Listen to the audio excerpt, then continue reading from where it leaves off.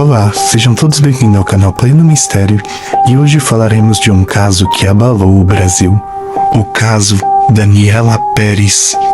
Em 1992 o Brasil parou, quando uma jovem atriz, no auge da sua carreira, foi brutalmente assassinada.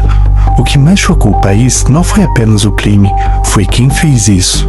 E o motivo, até hoje, gera revolta, porque essa não é só uma história de assassinato, é uma história de obsessão, rejeição e violência extrema. A vítima era Daniela Pérez, filha da renomada autora de novelas Glória Pérez. Na época, Daniela estava no ar e em uma novela de grande sucesso. Ela era jovem, talentosa e tinha um futuro brilhante pela frente, mas tudo foi interrompido de forma brutal. E ninguém sabe o tamanho da dor de perder um filho, e ao mesmo tempo todo mundo sabe. O filho que você cria, que você guarda dentro de você, que você cria com amor e com carinho, que todos os pais criam seus filhos, você ia encontrar numa madrugada com 18 facadas jogadas no matagal.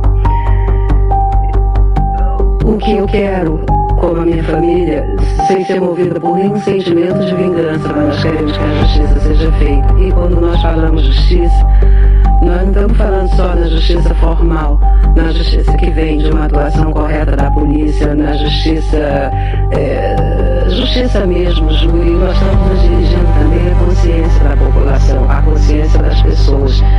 E que não se deixe fazer essa inversão em que a vítima se torna culpada de sua própria morte, porque esse é um segundo assassinato, é o assassinato moral. E esse é cometido diante dos olhos de toda a população. Desse assassinato, todos são os testemunhas. Eu só peço isso, justiça e consciência das pessoas. O responsável? Guilherme de Pádua, ator, colega de cena da própria Daniela. Alguém que convivia com ela praticamente todos os dias e que por trás das câmeras guardava algo muito mais sombrio. Nos bastidores de Corpo e Alma, a tensão já não era só ficção. Guilherme de Pádua estava insatisfeito, incomodado com o mundo do seu personagem, e na cabeça dele havia um motivo claro: Daniela Pérez. Mas aqui entra um ponto muito importante e que pouca gente esquece. Daniela era o centro das atenções. Filha da autora de novela, jovem, talentosa, e ela estava em ascensão meteórica.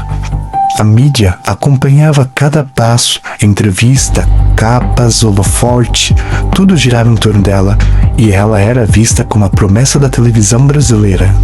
Enquanto isso, ele se sentia deixado de lado, ignorado, diminuído, substituível.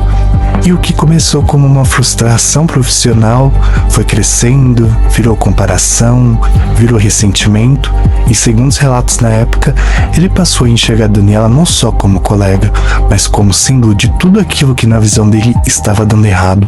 A obsessão tomou espaço, e o que era incômodo se transformou em raiva, até que na mente dele, alguém precisava pagar por isso. No dia 28 de dezembro de 1992, Daniela saiu das gravações normalmente, mas nunca chegou em casa. Ela foi atraída até um local isolado. Lá foi atacada de forma extremamente violenta. O laudo apontou 18 golpes de tesoura, um crime brutal, frio e cheio de fúria. Ele não estava sozinho. A sua esposa, Paula Tomás, participou do crime. As investigações apontam que houve planejamento. Não foi apenas um impulso, foi uma decisão. Os dois tentaram esconder o corpo, como se nada tivesse acontecido. O que a senhora atribui a essa acusação que o Guilherme faz à senhora, de que a senhora estava lá, que a senhora que fez? Excelência, logo depois que eu fui presa, ele me mandava cartas. Me mandava umas cartas pedindo para me trocar de advogado, porque o Paulo Ramalho era ótimo, ele tinha uma defensora pública amiga dele que ia me ajudar muito, e falando coisas assim. Então, ele me mandou uma carta propondo, dizendo que eu já estava presa e que ninguém ia acreditar em mim. Então, se eu pudesse, que era melhor eu ajudar ele, porque eu tinha 19 anos, então minha pena ia ser reduzida e ele ia ser absolvido. E ia sair aplaudido do tribunal, falando assim na carta. Então pedindo a tese dele, essa tese aí que ele inventou, falando que era para me dizer que ele matou ela para me defender. sendo que eu não aceitei. Eu não aceitei porque eu não acho certo ele me propor uma coisa dessas. Então, na mesma hora, imediatamente, eu falei à irmã dele que eu não aceitava aquilo. E logo depois eu fui procurada pelo Dr. Paulo Ramalho, que aliás foi lá 2 vezes me procurar na delegacia para me propor a mesma coisa. E me propor sempre que eu trocasse os meus advogados. E inclusive ele me ameaçou que ia tirar meu filho de mim quando nascesse. E falou, botou o dedo na minha cara e falou que eu achava que o povo ia acreditar nele ou em mim. Falou assim pra mim. Então aquilo, ele falou assim: você acha que o povo, se eu for na imprensa e falar uma tese dessa, o povo vai acreditar em mim ou em você? Testemunhas começaram a surgir. Pessoas relataram movimentações estranhas naquela noite, e um detalhe foi crucial: o carro de Guilherme foi visto próximo ao local do crime. Além disso, inconsistências no depoimento dele levantaram certas suspeitas, até que a verdade começou a aparecer. Quando o caso veio à tona, o Brasil entrou em choque. Um ator da TV assassinando brutalmente a própria colega de trabalho. A mídia explodiu e a pressão popular foi gigantesca. O assassinato de Daniela Pérez aconteceu no dia 28 de dezembro de 1992 e o Brasil inteiro ficou em choque. Mas a verdade não demorou a aparecer. Após 4 dias de intensa investigação, a polícia descobriu a ligação de Guilherme de Pádua e sua esposa Paula Tomás com o crime. Sim, em menos de uma semana, o ator e sua esposa foram presos, sob acusação de homicídio qualificado e planejamento de assassinato. Os atores, amigos da atriz Daniela Pérez, assassinada no Rio, fazem um apelo. Quem tiver notícias do principal acusado, o ator Guilherme de Pádua, deve avisar a polícia. Um novo depoimento provoca uma reviravolta no crime que chocou o país. A mulher do ator Guilherme de Pádua confessa que também participou do assassinato de Daniela Pérez. A prisão deles causou um rebuliço nacional. Era o momento em que todos finalmente viram que o responsável não era um estranho, mas alguém que convivia diariamente com Daniela nos bastidores da novela, e o impacto foi ainda maior. A mãe de Daniela, Glória Pérez, decidiu transformar a sua dor em justiça. Ela lutou com todas as forças para mudar a legislação brasileira e conseguiu. O homicídio qualificado passou a ser considerado crime hediondo, ou seja, a punição muito mais severa para crimes tão cruéis quanto esse. Mas a história que deixa um arrepio mesmo após a prisão, o país não conseguia esquecer. Como que alguém tão próximo, mas tão próximo mesmo, podia cometer tamanha brutalidade? E até hoje a lembrança do crime continua a chocar e fascinar milhões de pessoas.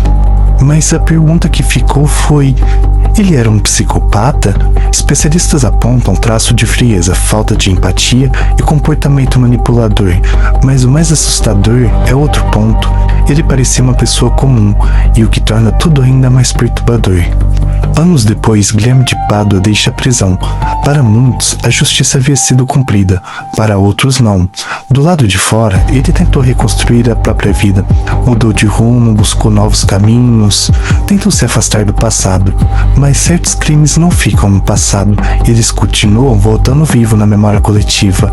E o pior é que a sombra de Daniela Pérez ainda o seguia. Relatos indicam que, longe das grades, ele passou a enfrentar rejeição constante, olhares atravessados, portas fechadas, ameaças veladas, pessoas que não esquecem, pessoas que não perdoam. Em alguns momentos teria sofrido represálias não apenas sociais, mas diretas, como mensagens de ódio e intimidação. E então surge a pergunta mais incômoda de todas: a punição termina quando a pena acaba ou continua para sempre? Esses dias têm sido bastante difíceis, né? É óbvio. Pra mim, pra minha família, minha esposa em especial. Não estou aqui me fazendo de vítima, mas não é fácil voltar pra mídia depois de 30 anos, né? Eu cumpri minha pena, fiz tudo que a lei me exigiu. Estava levando uma vida digna, discreta, trabalho, igreja, família, amigos. Aquilo que todo ex-presidiário deveria fazer, né? É o que a lei orienta. Mas eu volto pra mídia dessa forma, e sofrendo tantos ataques, e a minha vontade natural, a minha reação é de me defender. Qualquer um quer o seu direito de resposta, o seu direito de ampla defesa, do contraditório, né? O que a lei lei defende para todo cidadão. Isso no mundo natural. Mas eu não vivo mais no mundo natural. Talvez alguns a entendam. Hoje, se eu não tiver a fé, eu não consigo prosseguir. Todos os dias quando eu acordo, eu me lembro que sou o Guilherme de Pádua, que tem essa carga sobre as minhas costas. E toda manhã é uma luta. Eu preciso lembrar de Cristo, do sacrifício de Cristo, do sangue de Jesus que foi derramado para comprar um pecador como eu. E é isso que me mantém de pé. Eu vivo uma vida sobrenatural. E ontem, conversando com um pastor que me orienta há mais ou menos 22 anos, ele me disse: filho, vá como ovelha muda ao matadouro, em alusão a uma passagem bíblica. E eu, pastor, mas estão falando absurdo, eu tenho que tentar pelo menos uma matéria igual a do Marcelo Rezende, que foi mais imparcial, para que as pessoas vejam o contraditório. Alguma coisa eu tenho que fazer, e não adianta, filho. Você nunca vai fazer quem torce para um time torcer para o outro. Você não vai conseguir mudar isso. Você tem que entender que você era uma lagarta. Você vivia no passado uma vida de imundície. E aí a fé cristã propõe uma metamorfose, uma transformação de vida. E hoje você tem que ser uma borboleta. Uma lagarta que se transforma em borboleta. Jesus te faz uma nova criatura. As coisas velhas se passaram. Eis que tudo se fez novo. Você não pode, filho, ficar discutindo com a sua vida do passado. E eu falei: mas pastor, isso não é influência que o senhor está... Não, filho, é Deus falando comigo. Eu estou falando, é porque Deus está me orientando. E aí confirmou aquilo que a minha esposa vinha me falando há 3 dias, de que Deus também falava no coração dela mesmo, sabe?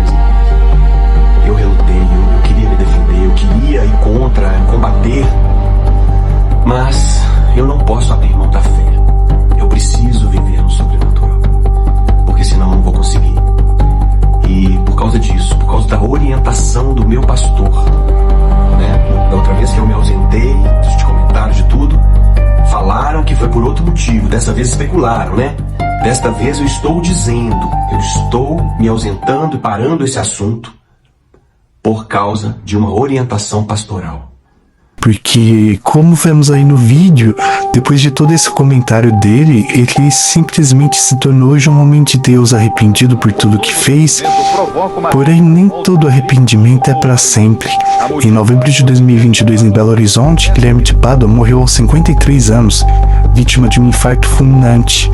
E aí fica a questão mais duvidosa de todas: ele realmente se arrependeu e descansou em paz?